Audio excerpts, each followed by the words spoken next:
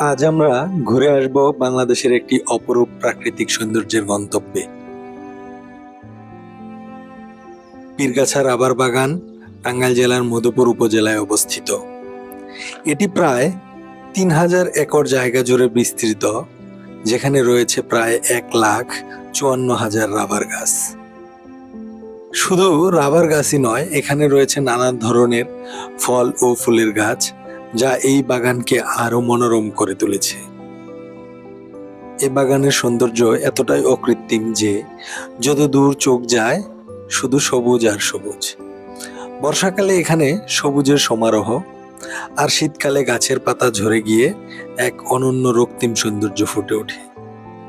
Pirgachha rubber বাগানের ইতিহাস শুরু হয় ১৯৮৬ সালে, যখন বন শিল্প উন্নয়ন কর্পোরেশনের উদ্যোগে এখানে রাবার চাষ শুরু হয়। তবে বাংলাদেশে রাবার চাষের গল্প আরো পুরনো। বিংশ শতাব্দীর শুরুতে ব্রিটিশরা এদেশে রাবার চাষের প্রথম পরীক্ষা শুরু করে।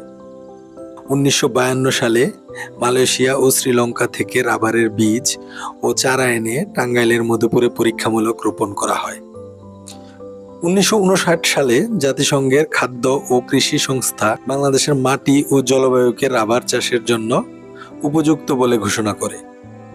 এরপর থেকে এ অঞ্চলে বাণিজ্যিক রাবার চাষ শুরু হয়। এখানে রাবার গাছ থেকে কষ সংগ্রহ করে তা প্রক্রিয়াজাত করে বড় বড় রাবার শিট তৈরি করা হয়। এই প্রক্রিয়াটি দেখা সত্যি এক দারুণ অভিজ্ঞতা। অন্য কোনো এক ভিডিওতে এর প্রক্রিয়াজাতকরণ পদ্ধতি দেখাবো। যারা মধুপুর ঘুরতে আসবেন তারা রাবার বাগানের সৌন্দর্য অবশ্যই উপভোগ করে যাবেন।